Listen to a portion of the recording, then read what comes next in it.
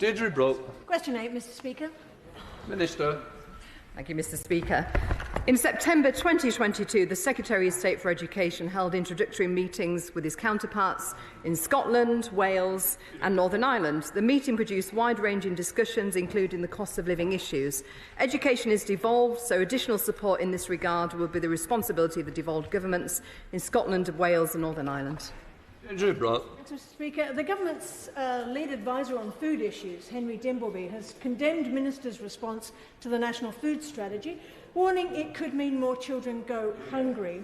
And just yesterday, the head teacher of a multi-academy trust reported children breaking down and crying because of hunger.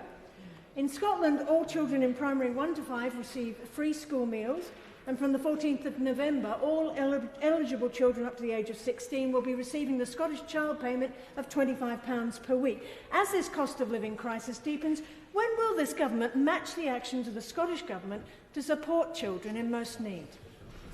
Minister.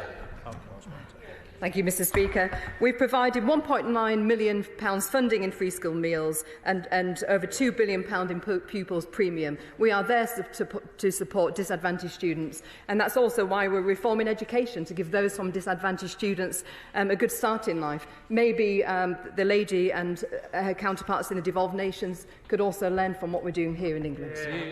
SNP spokesperson Carol Monaghan. Thank you, Mr Speaker. But of course, £1.9 million is not even going to touch the scale of the problem that we have here.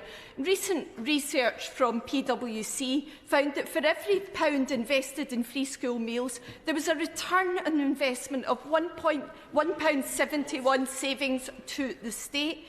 Now, given that many families have moved beyond just about managing into just about surviving, when will this government match the Scottish Government's commitment to universal free school meals for primary children and transformational Scottish child payment? Minister. As former Education Secretary there quite rightly said, it was our idea. And now, let's just have a look at what funding we're giving to Scotland. The devolved administrations are well funded to deliver their devolved responsibilities. And you've had a block grant funding of an average of £41 billion a year. Now, also, the government extended free school meals to more groups of children than any other government over the past half of a century. We remain committed to supporting the most disadvantaged children. Grundy. Question number 12, please, Mr Speaker. Minister. Thank you, Mr Speaker. Local skills improvement plans place employers at the heart of local skills systems, facilitating more dynamic working arrangements between employers and training providers to make technical education more responsive to employers' needs in their area. All areas in England now have a designated employer representative body in place to lead on devising their plans. Thank you, Mr Speaker. Would my right honourable friend agree that institutions such as Wigan and Lee College that work with employers to create bespoke qualifications that lead directly into in-demand work are an excellent blueprint for other educational institutions to follow? Minister. I know my honourable friend is a real advocate for colleges in his area, and I thank him for his question. Now, local skills improvement plans will forge stronger, more dynamic partnerships between employers and providers that will enable training to be more responsive to local skills needs. The relationship between Wigan and Lee College and local employers aligns closely with the aims of this improved collaborations, and is a great example of how stakeholders can work together to meet local skills needs and help people to get good jobs. And I'll be delighted to visit to see their great work in progress. Andrew Selou. Number 16, Mr Speaker. Minister.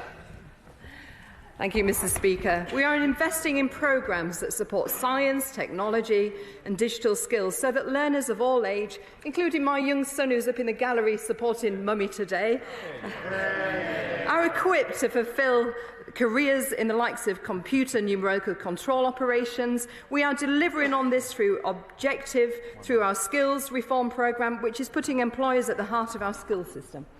Andrew Slew.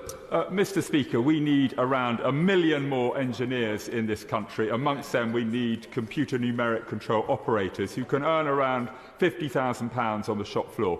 I have engineering businesses who are desperate for them. Can we really get on top making sure we have this talent pipeline so people are well paid and these engineering businesses can flourish? Minister. My honourable friend makes a very valid point. Now, we understand that things are uncertain as your two colleges are merging at the moment. But what I have to say is the Level 3 engineering technician apprenticeships provide CNC content, and there are over 140 providers that deliver this training, including 3 who have national coverage. But I would also like to look in at our technical T levels to ensure that we have some of this content in there too.